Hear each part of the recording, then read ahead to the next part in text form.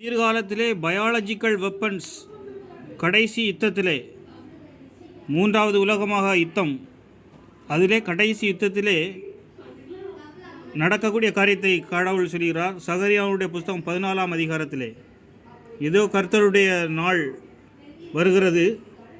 14ஆம் வசனத்தை பாருங்கள். எருசலேமுக்கு விரோதமாக யுத்தம் பண்ணின எல்லா ஜனங்களையும் கர்த்தர் வாதிக்கும் வாதையாவது, அவர்கள் காலூன்றி நிற்கையிலும் அவர்களுடைய சதை அழிந்து போகும். அதாவது அவங்களுடைய உடம்பு அழிஞ்சு போகும். சுவாசித்த உடனே அவங்க போடக்கூடிய பாம், நியூக்ளியர் பாம், சுவாசித்த உடனே சதை அப்படியே அழிஞ்சிருமாம். அவர்கள் கண்கள் தங்கள் குழிகளிலுள்ளே கெட்டு போகும். அவர்கள் நாவு அவர்கள் வாயிலே அழுகி போகும். சில படத்திலே நாம் பார்த்துருக்குறோம். அது ஏதோ ஒரு படம், தமிழ் படத்தில் கூட காட்டினாங்களே. ஜெயம் ரவி கூட ஒரு படத்தில் வருவான். அந்த மாதிரி அந்த பாம் போட்ட உடனே அதை சுவாசித்த உடனே கண்கள்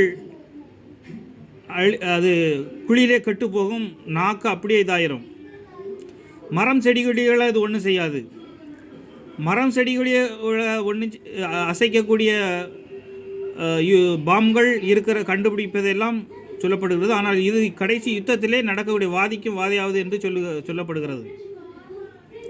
இதுதான் பயாலஜிக்கல் வெப்பன்ஸ். கெமிக்கல் வெப்பன்ஸ் எல்லாம் நிறைய யூஸ் பண்ணிகிட்டு இருக்காங்க. பயாலஜிக்கல் வெப்பன்ஸ் நிறைய நாடுகளில் இருக்குது. அதை யூஸ் பண்ண போகிறாங்க.